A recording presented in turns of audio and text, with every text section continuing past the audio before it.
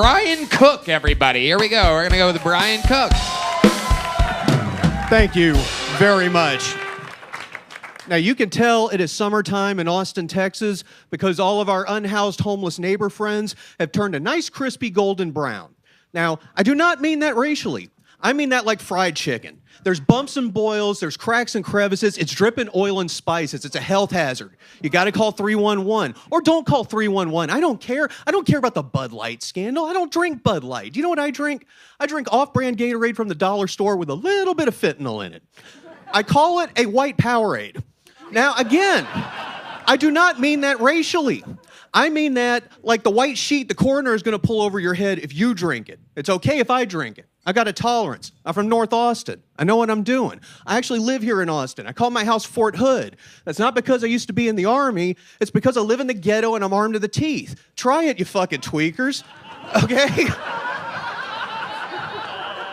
Now, let me leave you with a thought here, a mental riddle, okay?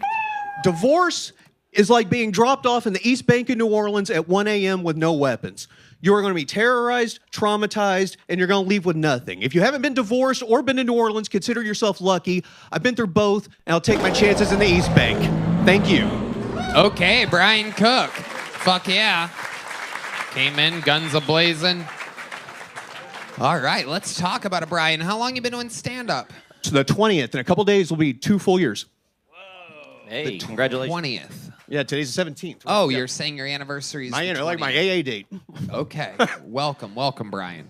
So you've been doing it 2 years. What made you start? How old are you? 46. 46. Wow. What? God damn. Holy shit. That kid's had a rough paper route. God It's been damn. a wild life. He's got fucking city miles on him. Man. Jesus. Brian Overcooked. Brian is 6 years older than me, ladies and gentlemen. True. Holy shit. Like, how many military deployments have you been on? Oh. Yeah. Wow. Let's talk about that, Brian. Where have you been? I was in Bosnia, but I was in the Army for 6 years. And so we've got some Californians out there. The National Training Center in Fort Irwin. It seems like I went there once a year for 4 or 5 straight years. That's about enough of the desert. Okay. You kill any sand rabbits when you were out there? Not intentionally. Not intentionally? No, at night it gets weird. You're driving with the night vision goggles. It's like the Roadrunner and the Coyote out there. You just kind of run over whatever. We'll see what happens.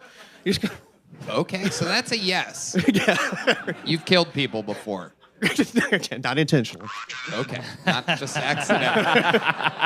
And what did you do exactly in the military? I was a 19 Delta. I was a cavalry scout. Okay, what do they do?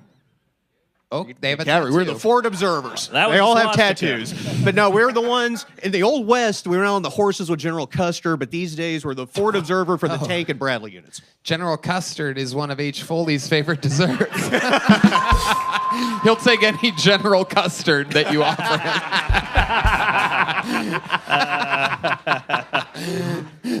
Okay, Brian Cook. So what do you do for work now? I am in the service center of a local car dealership. The service center. Yeah, if you bring your, I don't know, let's say your Cadillac Escalade in to get serviced, He's we're the going to ones steal who... the rims. Absolutely. That's goal number one. Don't leave your stuff inside the cars, but that's another story. No, if you get your service appointment, we'll take you to the airport, take you back home, and make sure your car gets fixed on time and give you the call when it's ready and all Why that would good why stuff. would you take somebody to the airport? Because people are jet setters and they got places to go. They give me the keys. They say, take this guy to the airport. No problem. No, Wow, I love your style. You married? not yet. Not yet. No. Any day now. Any day now. You have a girlfriend? That's a sticky subject because it's Austin. It's a freak show here. And the last one took off for Nashville in February, and I got a text this weekend. And I don't need to know what she was doing in Nashville. We can leave that alone. Yeah. He's got one in the freezer at his house. Okay, Brian. Very, very interesting. 46 years old. Tell us, is that just the military you think why you No. look like you're your own grandfather?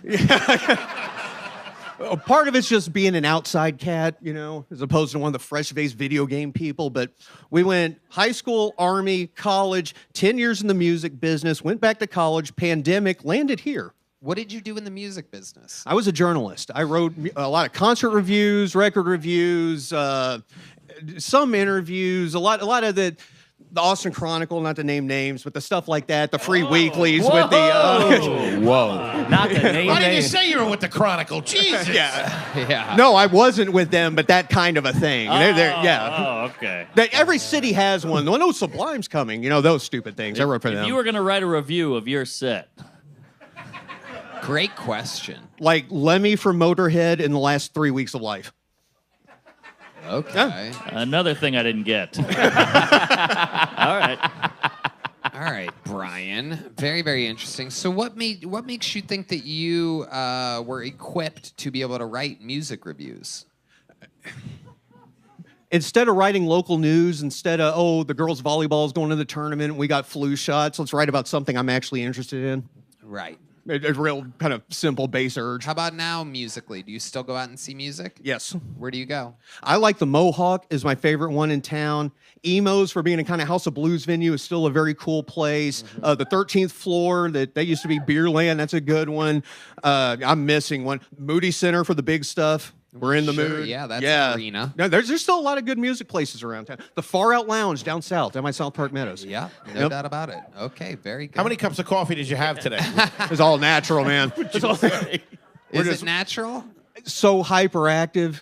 Like, you know, when I was a kid, the teachers begged my mom to put me on the Ritalin and the 80, you know, all that bullshit. And we never did because we're not going to medicate our kids. And They should have fucking medicated Yeah, their kids. we might have missed that one. Jesus Christ. Swing This and a guy's so miss. anxious he's aging quicker.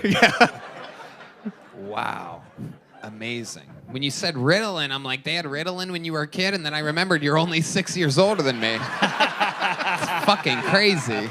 I've never seen anyone that looks like you be like, they wanted to put me on Ritalin as a kid. Normally, they would just hit people with you over the head with a rock or something like that to settle you down. Yeah, if you go to the movies, you'll get a discount. Oh, yeah. Bring it on. But what movies we're seeing? Right? You should write a review about that. There we go. Brian, I love it. What else? You have any other special skills or talents?